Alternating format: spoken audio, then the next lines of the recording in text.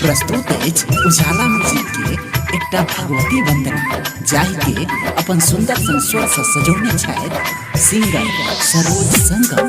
त आओ सुनल जाओ ई सुंदर सन भगवती वंदना।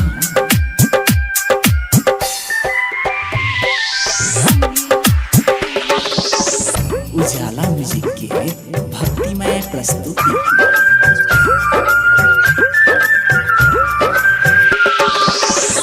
हमारा मकोना बिसरले दुखिया के दुख नहीं बुझले।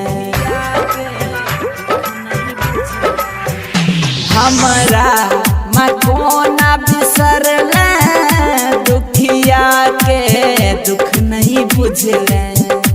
तोरा बिना जिंदगी हमर बहार गे माँ।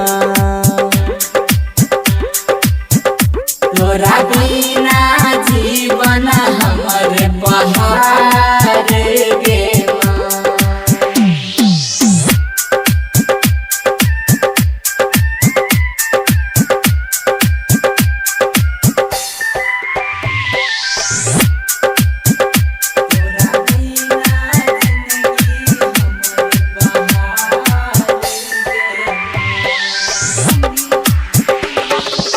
उजाला म्यूजिक के भक्तिमय प्रस्तुति।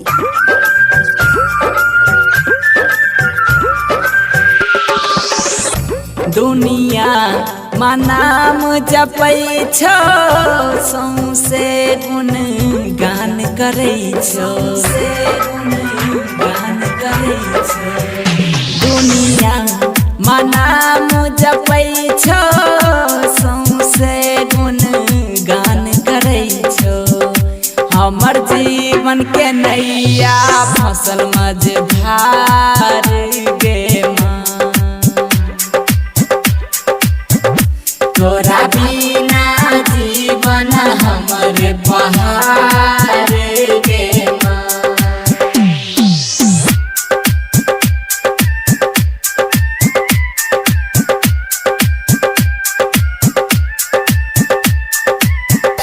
तोरा बिना जीवन हमर बहार गे उजाला म्यूजिक के भक्तिमय प्रस्तुति।